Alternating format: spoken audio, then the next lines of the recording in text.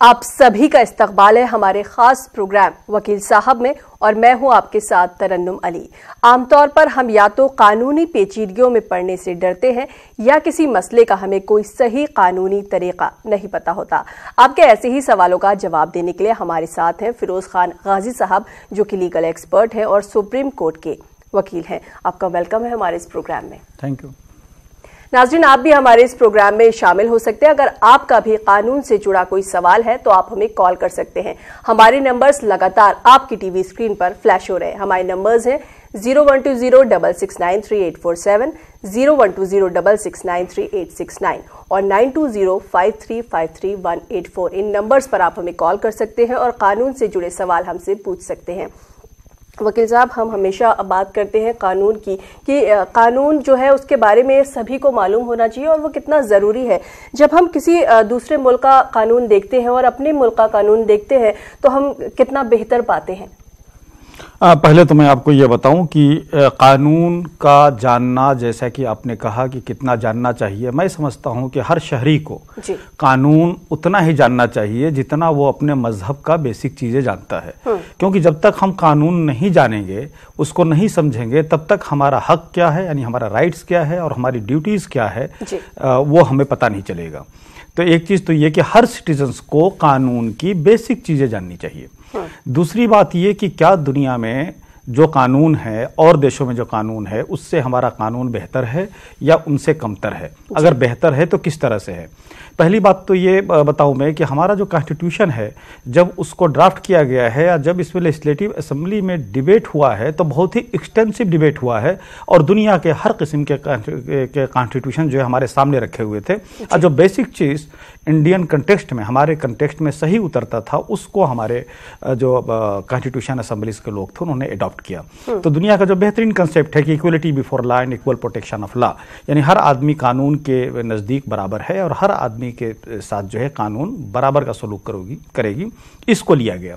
दूसरी बात यह कि अगर कानून का वायलेशन होता है तो आप क्या करेंगे, तो उसके लिए यह है कि आप उसके लिए कोर्ट को इख्तियार दिया गया है कि अगर वायलेशन हो रहा है, अगर एडमिनिस्ट्रेशन आपके साथ ज्यादती कर रही है या आपको आपका हक नहीं दे रही है, तो आप सुप्रीम कोर्ट का या हाई कोर्ट का या कोर्ट का दरवाजा आप खटखटा सकते हैं।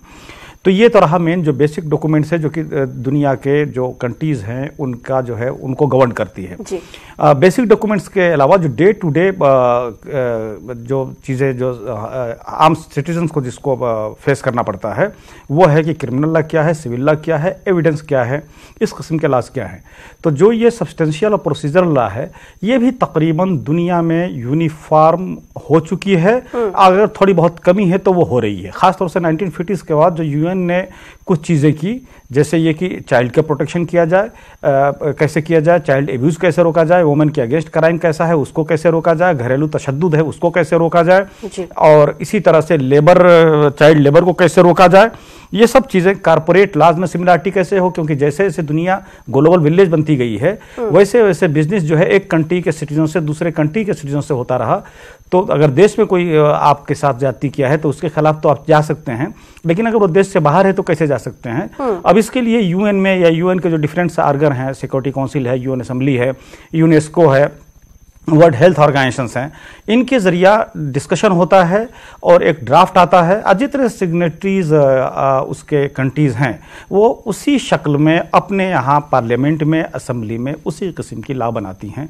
तो हम दुनिया में लॉ के मामले में यूनिफॉर्मिटी की तरफ जा रहे हैं और वो दूर नहीं है। जबकि जो डोमेस्टिक बिल्कुल लॉ है, यानी कि जो हमारे सिविक एम्यूनिटीज को डील करता है, जैसे हमारे म्युनिसिपैलिटीज के लॉ, ऐसा लग रहा है कि आने वाले वक्तों में पूरी दुनिया में एक यूनिफॉर्मिटी आ जाएगी, उसकी तरफ कोशिश हो रही है। जी, एक कॉलर हमारे साथ नागपुर से जुड़ गए हैं, Naseem Anwar. Hello hello hello ji Naseem साहब, सवाल बताएं।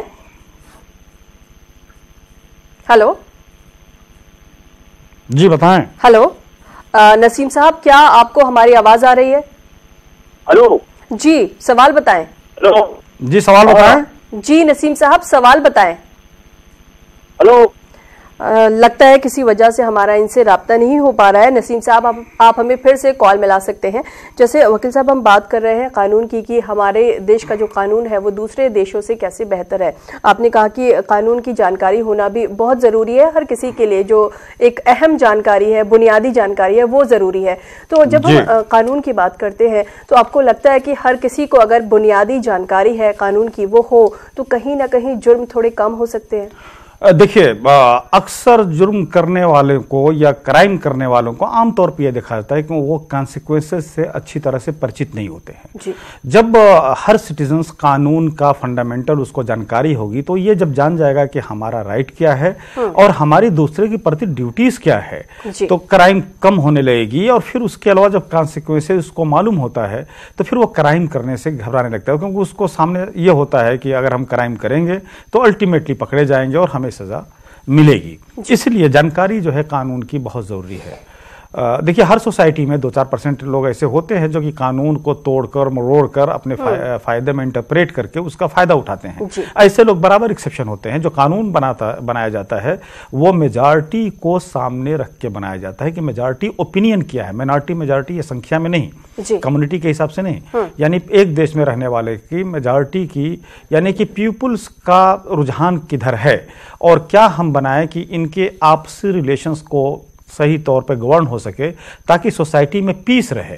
सोसाइटी में पीस रहने से सोसाइटी डेवलप करती है, तरक्कियात के फिर काम होते हैं। तो इसीलिए जब कानून बनाया जाता है तो ये देखा जाता है कि एक दूसरे के राइट्स को या एक दूसरे के ड्यूटीज को किस तरह से तालमेल किया जाए ताकि सोसाइटी में पीस रह सके। इसीलिए डिफरेंट नाम से डिफरेंट सिचुएशन को टैकल करने के लिए डिफरेंट टाइम में कानून बनाया जाता है। जी, भदोई से एक कॉलर हमारे साथ जुड़े हैं, अकबर। हेलो हेलो, हाँ बताइए, बोलिए जी। सवाल बताएं, क्या सवाल है आपका? ऐसा है कि जो है हम लोगों का जो है एक कब्रिस्तान था, उसमें मिट्टी जो है करीब 70-80 साल से जो भी हम लोग मालूम नहीं है। अब तो हम लोगों का सबसे पढ़ रहा था जी। एक बिरादर का और पढ़ा था, राहीन बिरादर का, और हमारा एक घर था अंसारी बिरादर का, वो भी पढ़ रहा था। उन लोगों ने बीच में पता नहीं कब उसको रजिस्ट्री किसी से करा लिया है जी। तो उसमें लिखा हुआ है कि ये पहले कब्रिस्तान था, इसमें कोई काम नहीं आ सकता, ये इसलिए इनको मैं लिख रही हूँ। तो वो लोग अब कह रहे हैं कि आपका मिट्टी इसमें नहीं पड़ेगा। देखिए अकबर साहब, एक चीज बिल्कुल क्लियर रहे कि कब्रिस्तान जो है वो आम तौर पे जो विलेज लेवल है उसमें यही होता है कि गांव के अपना खानदान या अपने लोग कुछ ज़मीन को ये कर देते हैं, उसके लिए आकंठित कर देते हैं और उसी में अपना मिट्टी देते हैं। लेकिन अगर कोई गांव का ऐसा कब्रिस्तान जो कि सार्वजनिक तौर पे इस्तेमाल हो रहा है और पिछले, जैसा कि आपने बताया, 70-80 साल से इस्तेमाल हो रहा है, तो उस पर पूरे गांव का हक हो जाता है। वह ऑटोमेटिकली पब्लिक वक्फ का शक्ल ले लेता है।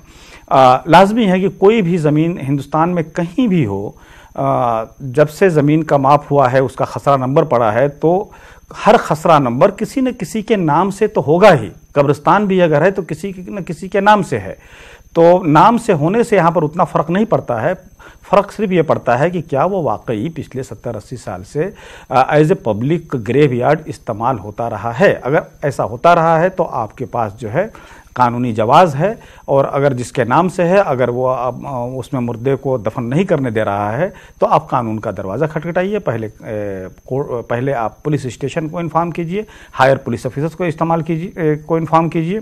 उसके बाद अगर नहीं मानते तो फिर आप कोर्ट में जाइए। जी वकील साहब, अगर कोई अरेस्ट हो गया है और उसे जमानत चाहिए तो जमानत कैसे मिलती है, उसके लिए कौन सा कानून है? देखिए, जब आपने कहा कि अरेस्ट हो जाने के बाद, तो अरेस्ट हो जाने के बाद लाजमी है कि विदिन 24 आवर्स मजिस्ट्रेट के पास पेश करना पड़ता है मुलजिम को। विदिन 24 आवर्स ही जब उसको कोर्ट में पेश किया जाता है तो उस मजिस्ट्रेट के पास भी वो एप्लीकेशन लगा सकता है। लेकिन जमानत दो किस्म के ऑफेंसेस बनाए गए हैं, बेलेबल होता है, नॉन बेलेबल होता है। जो छोटे मोटे केसेस होते हैं उसको बेलेबल की नौयत दी गई है, जो बड़े केसेस होते हैं जिसमें सजा ज्यादा होती है उसको नॉन बेलेबल। तो नॉन बेलेबल में कुछ केसेस ऐसे होते हैं कि जिसमें कि मजिस्ट्रेट साहब को पावर है जमानत देने की। जो केसेस जरा बड़े नौयत की होती हैं जिसमें कि लाइफ इम्प्रिजनमेंट है या डेथ है सजा, तो उसमें जो है सेशन कोर्ट को ये पावर है और हाई कोर्ट को पावर है। तो उसके बाद मतलब सेशन कोर्ट में एप्लीकेशन लगाया जा सकता है, सेशन कोर्ट से अगर जमानत नहीं मिल रही है तो हाई कोर्ट में एप्लीकेशन लगाया जा सकता है। बेल जो है, बेल भी एक राइट है इंसान का। अब बेल न देना, बेल का डिनायल जो है वो जो है वो एक्सेप्शन है। आज जब बेल डिनाई किया जाता है तो उसके लिए जो है ये जज साहबान को ये आर्डर है ऑनरेबल सुप्रीम कोर्ट का कि आप रीजन देंगे कि why bail has not been granted. जी, नागपुर से एक बार फिर से हमारे साथ जुड़ गए हैं नसीम अनवर साहब। Hello hello hello. हाँ, नसीम अनवर नागपुर से। जी, सवाल बताएं, क्या सवाल है आपका? हाँ, मोहतरम वकील साहब जी, किसी सरकारी कामगार की बीवी पहले गुजर जाए, बाद में शौहर का इंतकाल हो जाए और किसी बच्चे का नामिनी नहीं किया गया है तो बच्चों को बैंक की जमा रकम, पेंशन की जमा रकम नहीं मिलेगी। इसको हासिल करने का क्या तरीका है, जरा बताइए, मेहरबानी होगी। देखिए, पहली बात तो ये कि आपने कहा कि वाइफ का पहले इंतकाल हो गया है और मैंने कि माँ का पहले इंतकाल हुआ है और फादर का बाद में। पहले ये देखा जाएगा कि जो प्रॉपर्टीज़ है वो प्रॉपर्टी जो मदर की है वो भी उनके इंतकाल के बाद उसके वारिसैन जो हैं, वारिसैन में उसके बच्चे भी आते हैं और उसके पेरेंट्स भी आते हैं। तो उन बच्चों के लिए लाजमी है कि ऑटोमेटिकली हो जाता है, लेकिन उसके लिए नाम कराने के लिए डिफरेंट एप्लीकेशन देने पड़ते हैं। अगर किसी किस्म का बाध्य नहीं है, कोई दूसरा क्लेमेंट नहीं है उस प्रॉपर्टी पे, तो लाजमी है कि बच्चों का होगा, चाहे माँ का इंतकाल पहले हुआ हो या बाद में हुआ हो, उससे कोई फर्क नहीं पड़ता है। जी, तेलंगाना से एक कॉलर हमारे साथ है, अहमद रजा। हेलो हेलो, अस्सलाम वालेकुम। जी, वालेकुम सलाम। सवाल बताएं, क्या सवाल है? जी, हमारे नाना नानी की जमीन थी जी। जी, तो नाना नानी का इंतकाल हो गया। हाँ, तो जब जमीन था तो नाना नानी के नाम पे थी। जी जी, बताएं, आगे बताएं। सवाल पूरा करें। हाँ, तो नाना नानी की डेथ होने के बाद जो है ना हमारे मामा रहते थे, तो हम लोग को बिना बताए उनके नाम पे कर लिए पूरी जमीन। जी जी, बताएं, आगे बताएं। रजा साहब, आप अपना सवाल पूरा कीजिए। हाँ, उनके नाम पे कर लेके जो भी जमीन रहती ना सब बेच दिया पूरा। जी, अच्छा। देखिए, पहली बात तो ये कि ये बिल्कुल जो बेसिक कानून हो उसको आप समझिए कि जो ज़मीन आपके नाना या नानी के पास थी, जो जायदाद, उनके इंतकाल के बाद उनके लड़कों में, उनके बेटों में और बेटियों में कानून के हिसाब से दोनों वारिसैन हैं। दोनों, जो शरिया उनको हक देता है या जो हमारे देश का कानून उनको हक देता है, उस हिसाब से वो भी मालिक हो गई। यानी कि आपकी माँ भी आपके मामाओं के साथ उनका भी उन जायदाद में हिस्सा है। बगैर उनको बताए हुए अगर आपके मामा ने वो प्रॉपर्टी भी बेच दी है जो कि आपके माँ के हिस्से में आती है, तो आप लोगों के पास कानूनी जवाज़ ये है कि पहले तो आप पुलिस में एक कंप्लेंट कीजिए और कंप्लेंट ये कीजिए कि इस ज़मीन में हमारी मदर भी वारिस थी और बगैर मदर को इन्फॉर्म किए हुए उस प्रॉपर्टी को गलत तौर पे सिर्फ मामुओं ने अपने नाम से चढ़ा लिया और उसके बाद फिर उसको बेच दिया है। तो कानून आपके साथ है, कानून आपके फेवर में है। आप कानूनी प्रक्रिया पर उम्मीद रखिए और कानूनी प्रक्रिया को ही सामने रखकर आप कानूनी चाराजोई कीजिए। जम्मू से एक कॉलर हमारे साथ और जुड़ गए हैं। हेलो। हाँ जी, हेलो जी, गुड आफ्टरनून जी, सवाल बताएं, क्या सवाल है? मैम जी, मुझे सिर्फ वकील साहब से बात करनी है कि जी बताएं, मुझे आवाज सुनाई दे रही है। तो आपको सुन रहे हैं, आप अपना सवाल पूछिए। और दूसरी बात ये कि आप अपने टीवी की आवाज बंद कर दीजिए। Okay ma'am, okay. जी बताएं।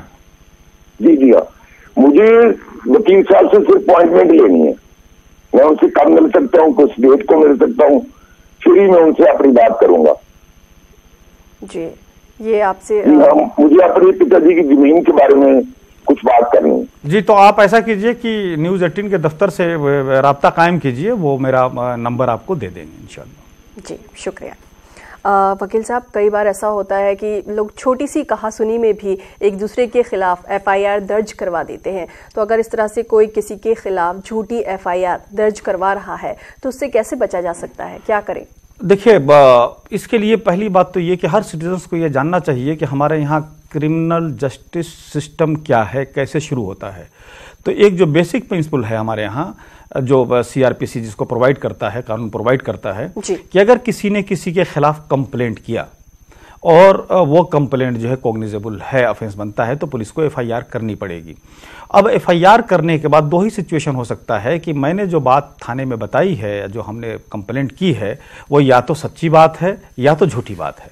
तो सच्ची अगर बात है, पुलिस इन्वेस्टिगेशन करके इस कंक्लूजन में पहुंच रही है कि जो कंप्लेंट में बात लिखी गई है वह सच है और उसके लिए उसको गवाह मिल गए, डॉक्यूमेंट्स मिल गए, तो फिर जिसके खिलाफ हमने किया है उसको पुलिस जो है चार्ज करेगी और चार्जशीट करेगी, अब कोर्ट में उनके खिलाफ केस दायर करेगी। अगर पुलिस के इन्वेस्टिगेशन के बाद ये पता चल गया कि नहीं साहब हमने झूठा केस किया है, तो फिर पुलिस को ये वही कानून पावर देता है कि हमारे खिलाफ, यानी कंप्लेंट करने वाले के खिलाफ क्रिमिनल प्रोसीडिंग्स जो है एडॉप्ट करे, चलाए, और उनको जो है 182 और इसी तरह से डिफरेंट सेक्शंस हैं IPC में, जिसके तहत पुलिस को पावर है कि झूठे कंप्लेंट करने वाले के खिलाफ कोर्ट में दायर कर सकती है कि उन्होंने जो कंप्लेंट किया था वह झूठा था, इनके खिलाफ कानूनी कार्रवाई हो, इनके खिलाफ क्रिमिनल एक्शन हो। तो फिर कोर्ट जो है को ये पावर दिया गया है, कोर्ट कॉग्निजेंस लेगी या फिर उनको सजा मिलेगी। किसी में अप टू 2 ईयर्स है, किसी में अप टू 1 ईयर्स है, लेकिन सजा है गलत कंप्लेंट देने पर किसी के। जी, जम्मू कश्मीर से एक कॉलर हमारे साथ जुड़े हैं, अब्दुल मजीद। हेलो। हेलो सर जी, मुझे परसों ने पुलिस ने फर्जी FIR काटा। जी हाँ सर, फ्रॉड 100% फ्रॉड बनाया केस। देखिए, आपके ये आपने जो सवाल पूछा है उससे ये तो नहीं जाहिर हो रहा है कि वो FIR या जो आपके खिलाफ क्रिमिनल केस हुआ है वो क्या हुआ है। लेकिन एक बात ये समझिए कि अगर आप समझ रहे हैं, आपको ये अच्छी तरह से मालूम है, क्योंकि जो लोग जो पार्टीज होते हैं उन्हीं को सही बात मालूम होती है। अगर आप 100% श्योर है कि आपके खिलाफ जो FIR कटी है वो गलत फैक्ट्स पर कटी है, तो आप उसी थाने में एक अपना पक्ष रखते हुए आप कंप्लेंट दीजिए और ये बताइए कि ये FIR जो कटी है वो झूठे कंप्लेंट पर कटी है।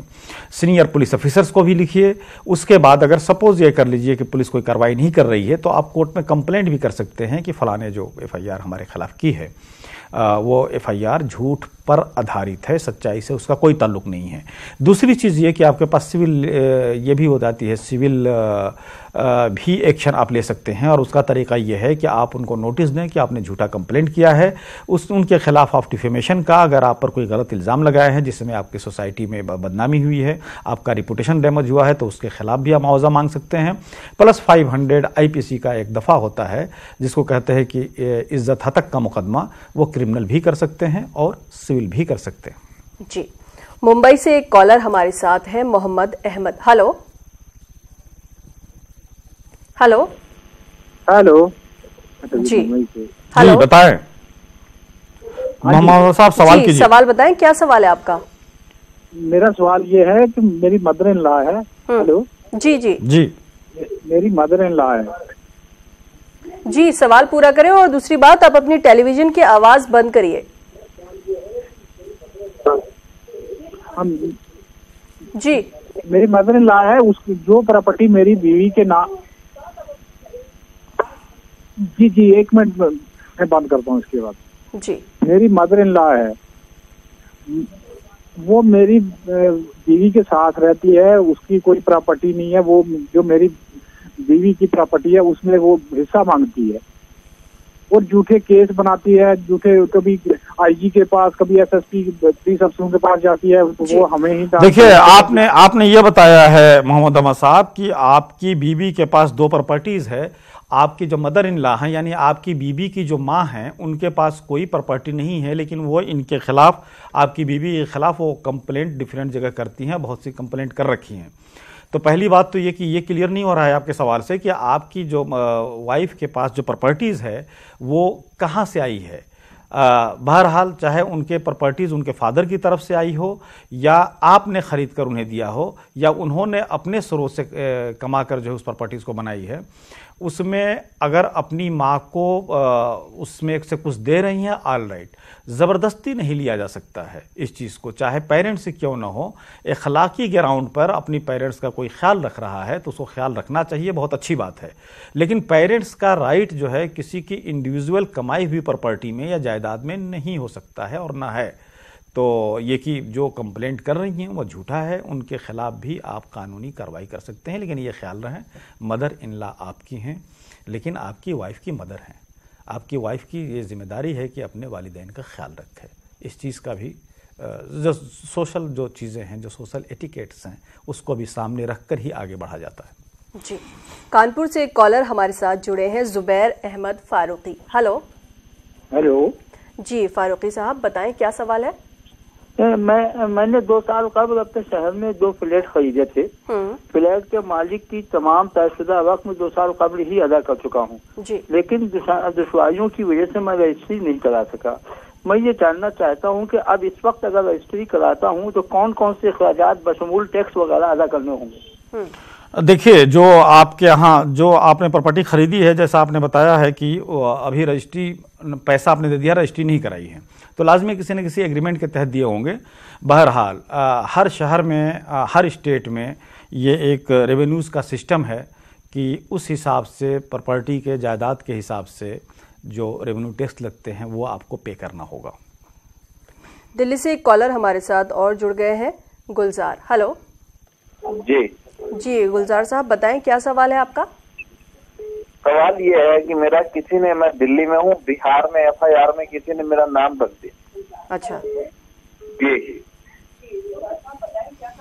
चलिए। दिल्ली में, मैं बिहार का हूँ जी, मैं रहता हूँ, किसी ने मेरा नाम रख दिया है, मतलब जो गलत है।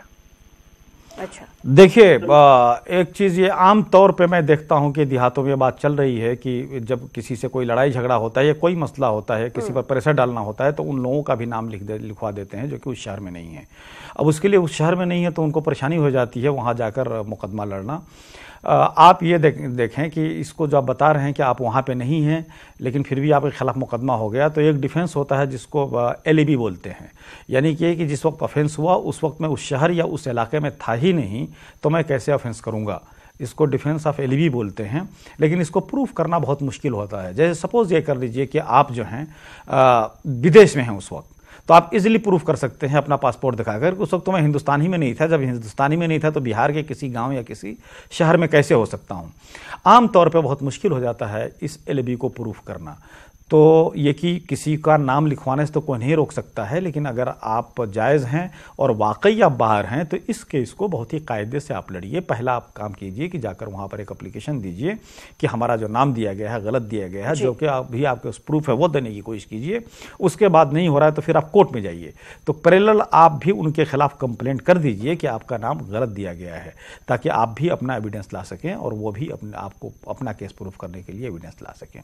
ये आपके पास कानूनी चारा जोई है। जी, बरेली से एक कॉलर हमारे साथ जुड़ गए हैं। हेलो। हेलो, एक कॉलर हमारे साथ दिल्ली से है, Nazir Ahmed Malik. Hello. Hello. Hello ji Nazir साहब, सवाल बताएं। अस्सलाम वालेकुम। वालेकुम सलाम। सर, मेरे को एक फ्रेंड है जिसको पिताजी की डेथ हो गई। जी। मेरा एक फ्रेंड है जिसकी पिताजी की डेथ हो गई। जी।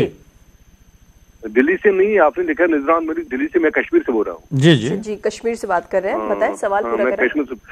तो बात यह है कि उसको 3 बेटे हैं। जी। एक बेटा इस दुनिया से चला गया तो दूसरे बड़े बेटे की शादी की है। जी। तो नतीजा ये रहा कि जो उसका माँ बाप है बेटे का, तो वो बहुत बीमार पड़ गए, उनका कोई यानी मुफ्लिस हाल में पड़ गए, तो उसने कर्जा वर्जा किया छोटे बेटे ने, तो उसको लगा दिया इलाज के लिए।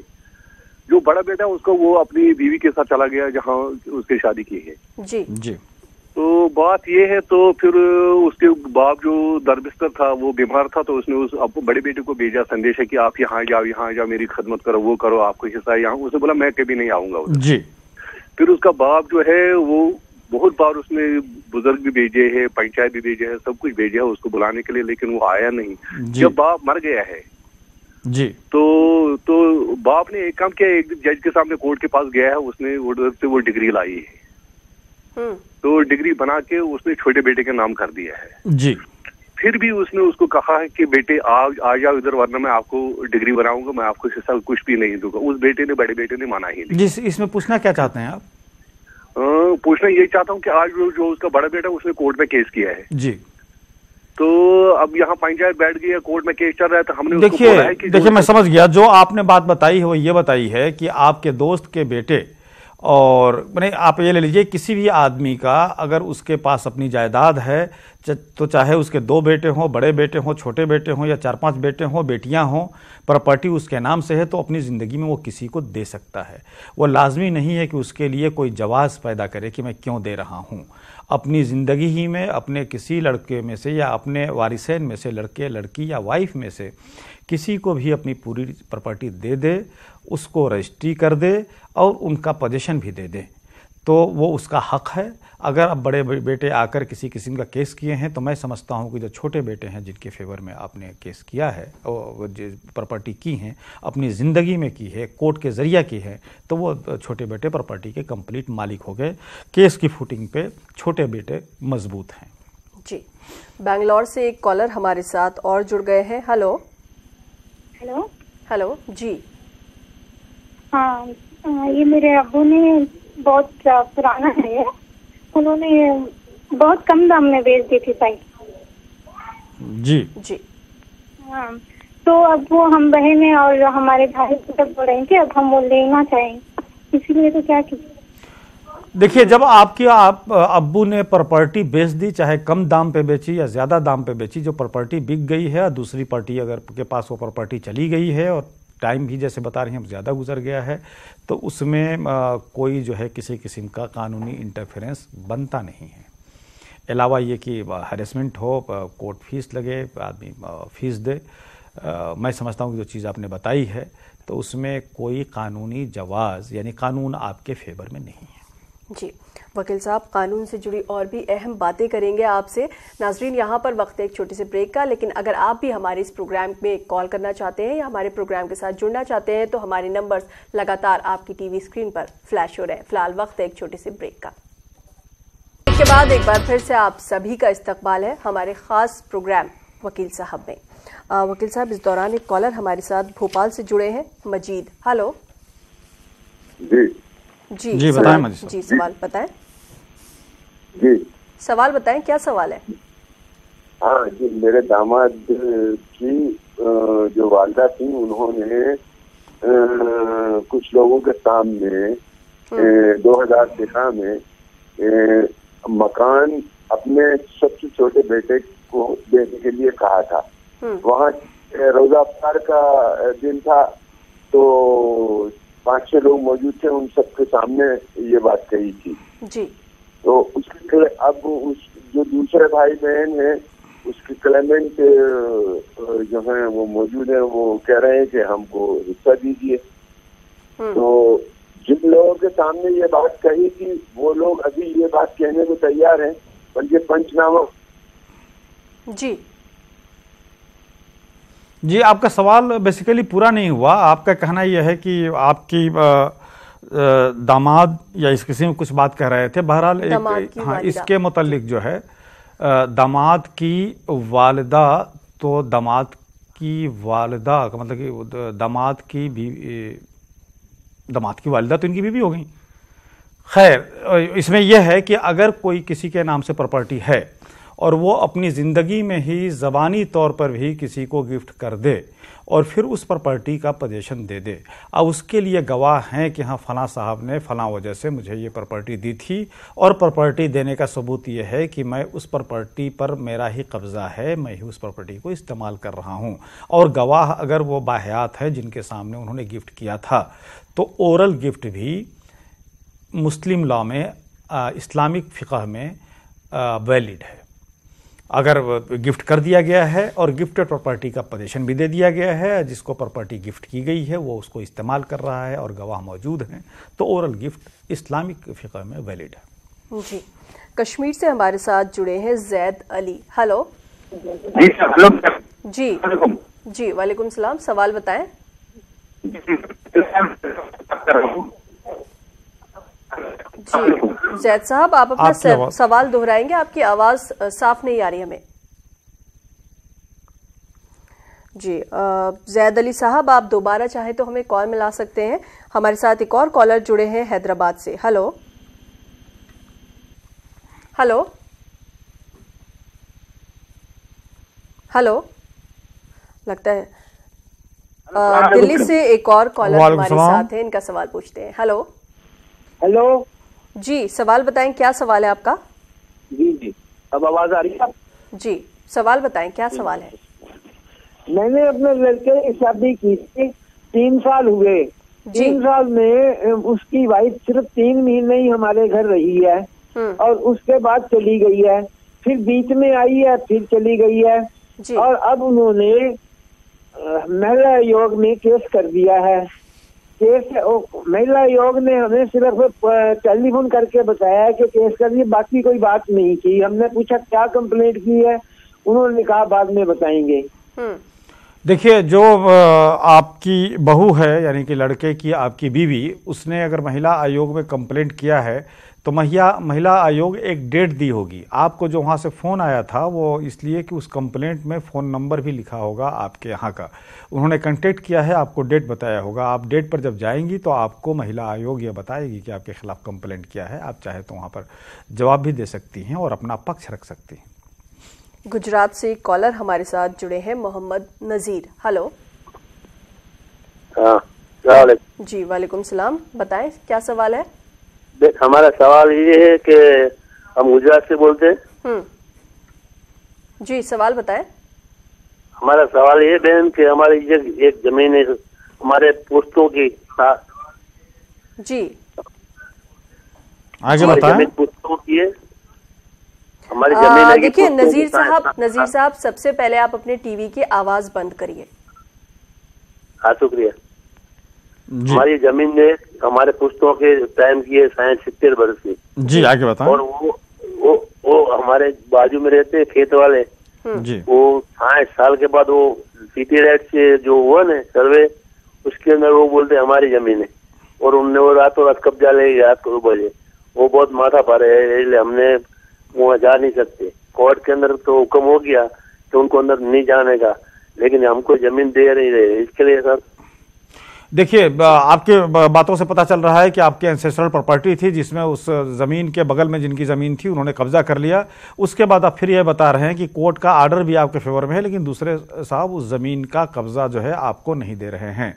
तो उसके लिए कंटेम्प्ट ऑफ कोर्ट बनता है। आप जिस कोर्ट ने ये डिग्री पास किया है या आर्डर पास किया है आपके फेवर में कि वो ज़मीन आपकी है और आपका कब्जा होना चाहिए, उस ज़मीन में एक एप्लीकेशन लगाइए जिसको बोलते हैं कि एग्जीक्यूशन एप्लीकेशन होता है। दूसरी बात यह कि आप कंटेम्प्ट लगाइए कि कोर्ट के आर्डर का अवहेलना कर रहे हैं। ये आपके पास लीगल रेमेडीज है और आप जब लगाएंगे तो कोर्ट जो आर्डर पास करती है उसको ये भी पावर है कि अपने आर्डर को बरूए कार कैसे लाए, एग्जीक्यूट कैसे कराए। तो आपके पास ये लीगल रेमेडीज है कि आप उस आर्डर को एग्जीक्यूट कराने के लिए आप कोर्ट में दरखास्त दीजिए। जी बैंगलोर से एक कॉलर हमारे साथ जुड़े हैं, रियाजुल हक। हेलो हेलो जी, सवाल बताएं।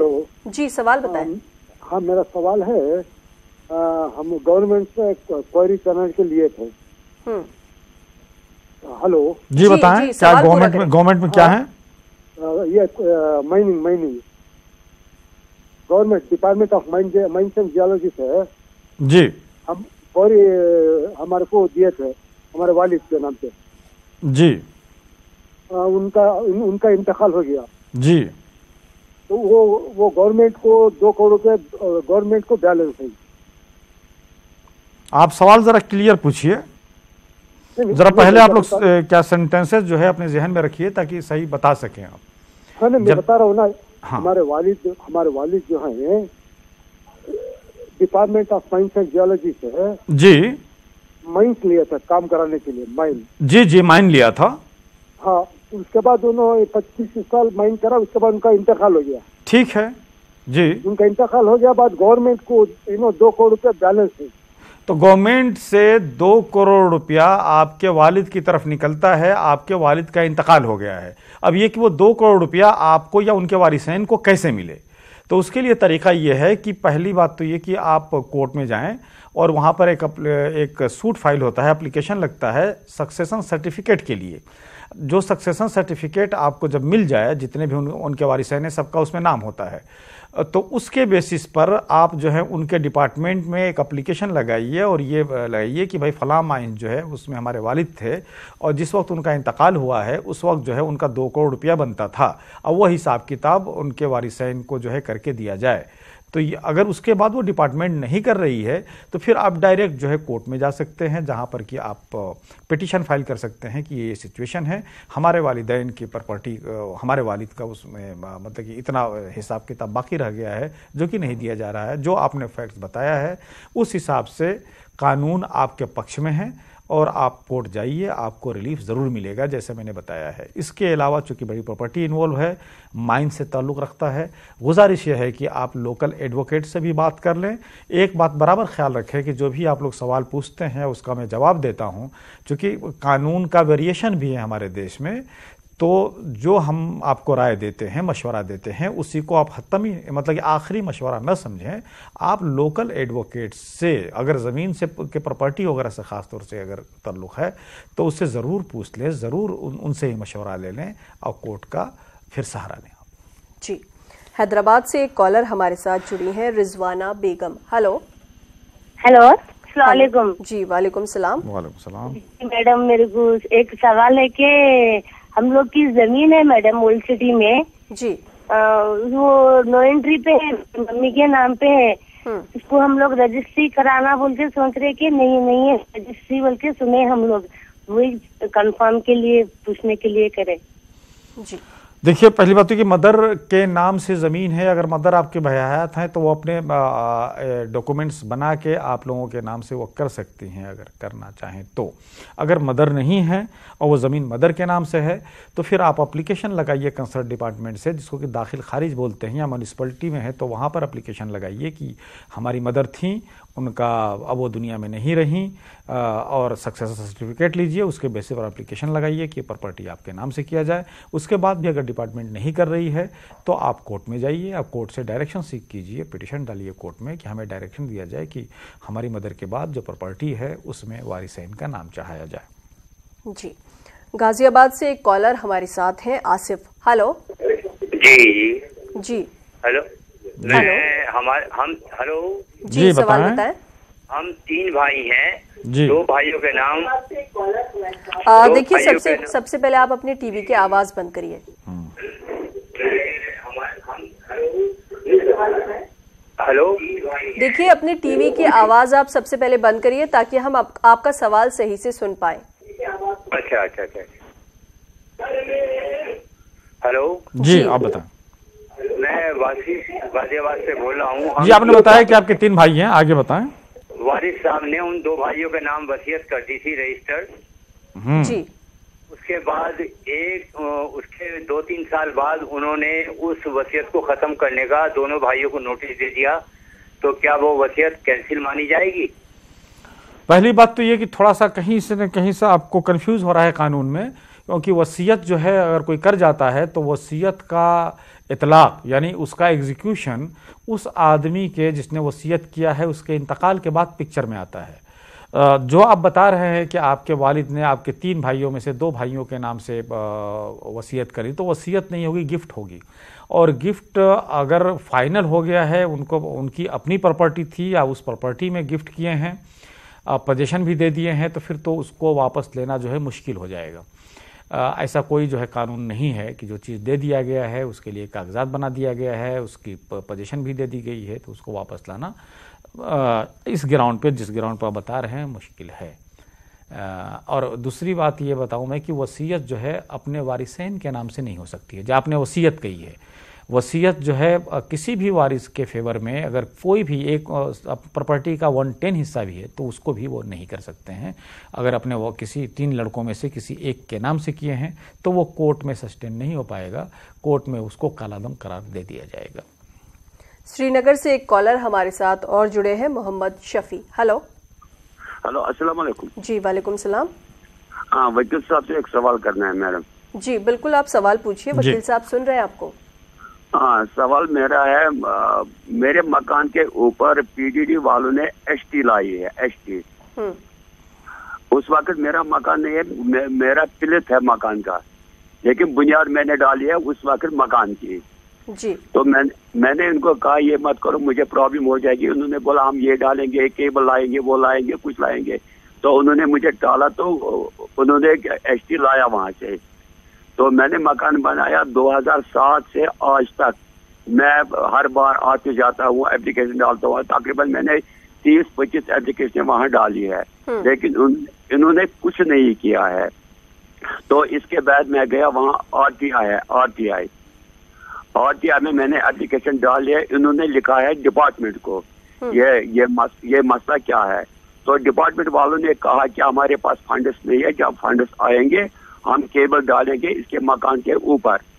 तो आज तक ये उन्होंने लिखा है 2013-14 में आरटीआई वालों ने डिपार्टमेंट ने उस वक्त लिखा है कि हमारे पास फंड्स नहीं है। आज तक मुझे ये नहीं लगता है कि ये फंड्स आए हैं, नहीं आए हैं, कहाँ गए हैं, क्या क्या है। जबकि मेरा देखिए, जो बातें अब तक आप डिपार्टमेंट को लिख रहे हैं, 2007 से लिख रहे हैं, और डिपार्टमेंट अल्टीमेटली क्या कर रहा है जो आपको पता नहीं चला, तो आपने आरटीआई का सहारा लिया और उससे ये पता चला कि आपके एप्लीकेशंस को आगे बढ़ाया गया है।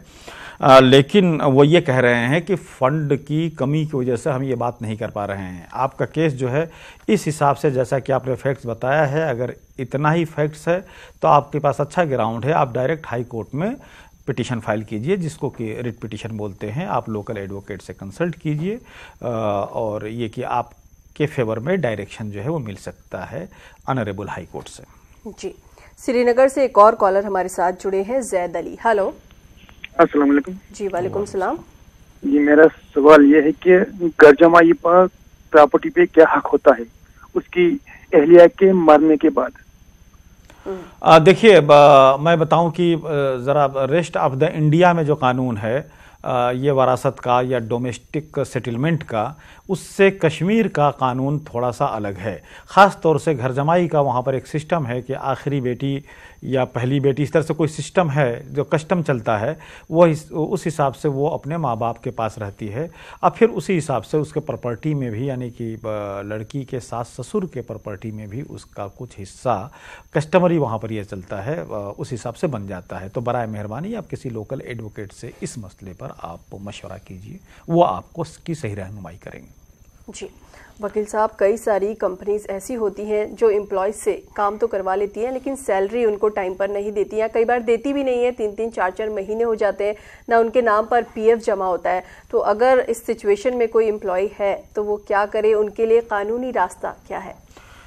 देखिए, वो जो लेबर लॉज है, जो मिनिमम वेजेस एक्ट है या जो फैक्ट्रीज लॉ हैं, वो जो है इस चीज़ को गवर्न करती हैं कि इतने दिनों आप अगर लगातार आप काम किए हैं तो उस कंपनी को या उस फैक्ट्री को आपको परमानेंट देना पड़ेगा, मिनिमम वेजेस देना पड़ेगा, और उसके लिए आपको उसका पीएफ भी आपको जमा कराना पड़ेगा।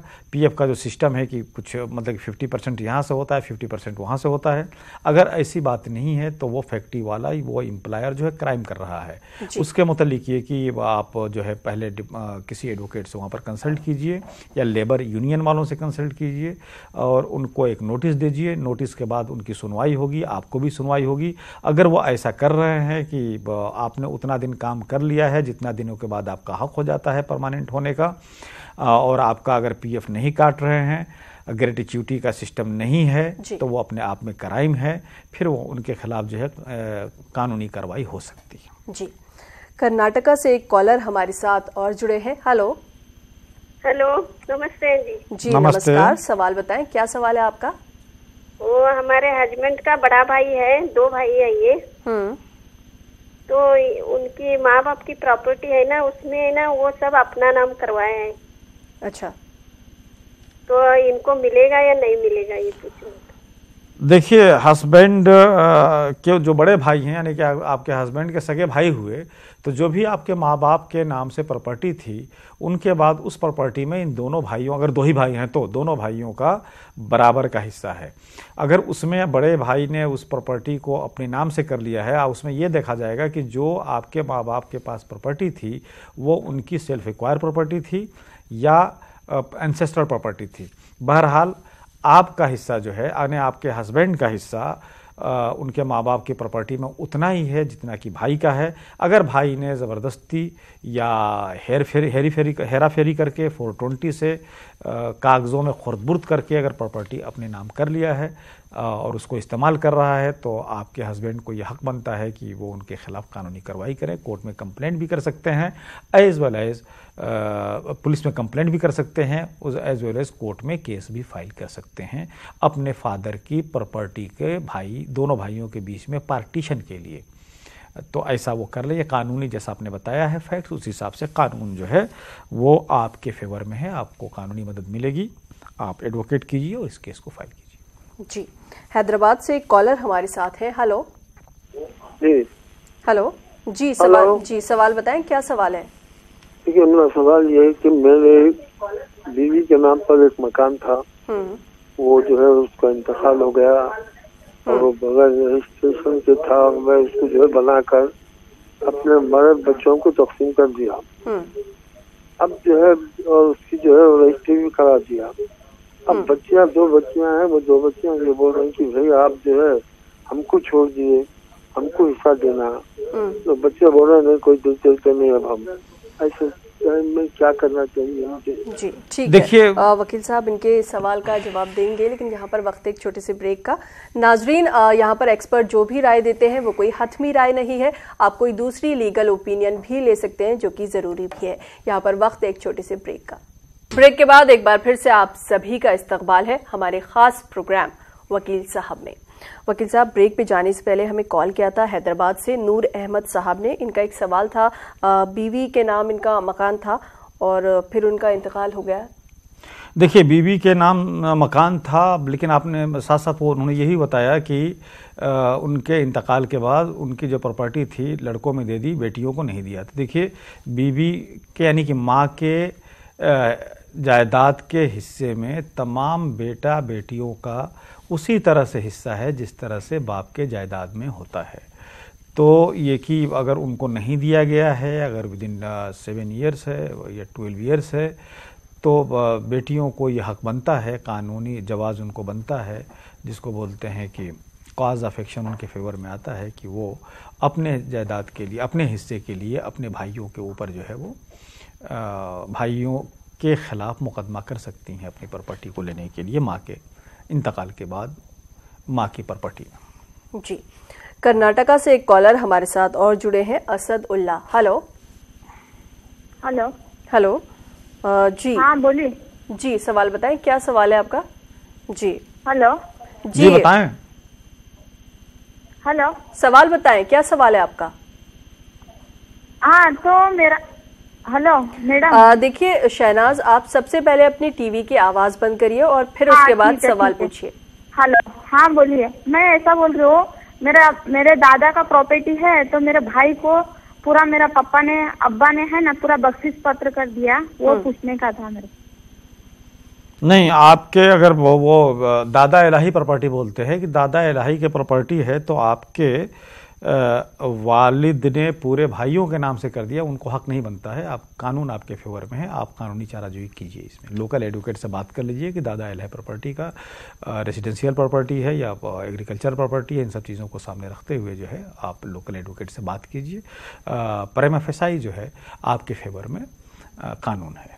जी, कर्नाटका से हमारे साथ जुड़े हैं असद उल्ला। हेलो हेलो, अस्सलाम वालेकुम। जी वालेकुम सलाम। 20 एकड़ जमीन है हमारी कर्नाटक में। माँ साहब के 3 बहन है, वो उनके भाई लोग नहीं दे रहे, तो बोलते तुम्हारा हक नहीं बनता बोलते वो, इसलिए वो आपके पास तो कुछ रास्ता है क्या? जी देखिए, वो लोग ये समझते हैं कि वो कानून की जो एग्रीकल्चर प्रॉपर्टी है ख़ास तौर से, उसमें बहनों का यानी कि वालिद के वालिदैन के इंतकाल के बाद बेटियों का हिस्सा नहीं मिलेगा, सिर्फ बेटों का मिलेगा। ये अप्रोच गलत है। इस्लाम ये कहता है कि दोनों का शेयर है, बेटे का भी बेटी का भी। अगर बेटे नहीं दे रहे हैं तो बेटी के पास ये पूरा हक है कि वो कानूनी चाराजोई करें और जाकर वहाँ पर अपना हक लें। कानून उनके पक्ष में है, बेटियों के पक्ष में है। जी, मुंबई से एक कॉलर हमारे साथ हैं, मोहम्मद शकील। हेलो हेलो जी, शकील साहब बताएं, क्या सवाल है आपका? मेरा ये सवाल है कि मेरी एक बहन है, उसकी अभी शादी करने 2 साल हो गया और उसके पहले आदमी के मतलब 4 लड़के हैं। तो वो प्रॉपर्टी मतलब उसके शोहर गुजर गए ना, तो वो मतलब 4 बच्चे के साथ फिलहाल अभी रहती थी और अभी फिलहाल शादी 2 साल हो गया। तो वो अपने बच्चे लोग को प्रॉपर्टी नहीं दी क्योंकि उसके अब्बा का प्रॉपर्टी है, ये अब्बी का नहीं है, तो उसमें बहन का हाथ है ये नहीं है जी। मुझे इतना जानना है। सवाल जरा क्लियर कीजिए शकील साहब।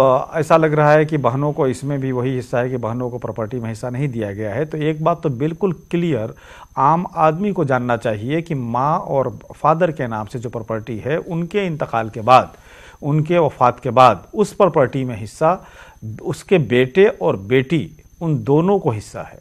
बस फ़र्क यह है कि शरिया के हिसाब से एक बांटने का तरीका है और हमारे जो देश में कानून है उससे एक बांटने का तरीका है। लेकिन आप शरिया पर अमल करते हैं तो आपके पास जो लॉ अप्लाई होता है उस हिसाब से ही प्रॉपर्टी का डिवीज़न होगा बेटों और बेटियों में।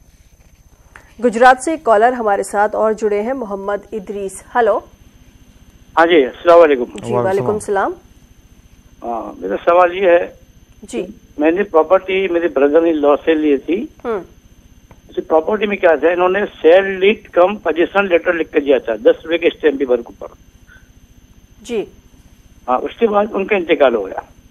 अब उनकी फैमिली, उनके 2 बच्चे, उनसे मैंने पावर ऑफ अटर्नी लिखवा ली, लेकिन जो ओरिजिनल जो उसका डेवलपर्स है वो सेल लीड करने के लिए हमें मना कर रहा है। तो मुझे प्रॉपर गाइड कीजिए कि मुझे इस देखिए बात वहीं आ रही है कि जिनके नाम से इस प्रॉपर्टी को किया गया था सेल डीड कम पोजीशन लेटर के थ्रू, तो उस वक्त तक वो सही ओनर तो हो नहीं पाए थे जो सेकंड वाले हैं जिनके रहे। लेकिन उसके अगर सपोज कर लीजिए कि ये कहीं प्रॉपर्टी कोई डिपार्टमेंट दे रही थी तो उस कोई डिपार्टमेंट में अप्लाई किया गया था, कोई बिल्डर था वो बिल्डर बना रहा था, तो आपके पास ये जवाज बनता है कि आप उस बिल्डर के पास एप्लीकेशन लगाइए और उन 2 डॉक्यूमेंट्स को आप सामने रखिए और उसके बाद जो है जो जिनका इंतकाल हो गया उनके जो वारिसैन हैं उनकी तरफ से नो ऑब्जेक्शन लगाइए। मुमकिन हो तो उनका जो है ये सक्सेशन सर्टिफिकेट लगाइए और उसके बाद फिर वहाँ पर एप्लीकेशन लगाइए, उनसे गुजारिश कीजिए कि अब इसका मालिक मैं हूँ, क्योंकि उनके इंतकाल के बाद उन्होंने इंतकाल से पहले ये प्रॉपर्टी का पोजीशन लेटर जो है हमें दे दिया था।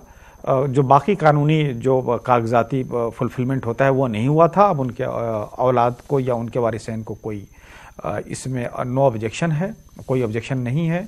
आप उस बेसिस पर उनसे गुजारिश कीजिए कि वो आपके नाम से करें। अगर उसके बाद भी बिल्डर नहीं कर रहे हैं तो आपके पास ये कानूनी जवाज़ है कि आप कोर्ट में केस फाइल कीजिए, आप सूट फाइल कीजिए, कानून आपके पक्ष में है अगर वो उनके वारिसैन अगर आपका साथ दे रहे हैं तो। जी वकील साहब, आप हमारे स्टूडियो में आए और तमाम कॉलर्स के सवालों के जवाब आपने दिए, आपका यहाँ आने के लिए बहुत बहुत शुक्रिया। वेलकम। नाजरीन, आपसे अगले हफ्ते फिर मुलाकात होगी, फिर हाजिर होंगे आपकी कानूनी उलझनों को सुलझाने के लिए और कानूनी समझ को बढ़ाने के लिए। फिलहाल हमें दीजिए इजाजत। आदाब।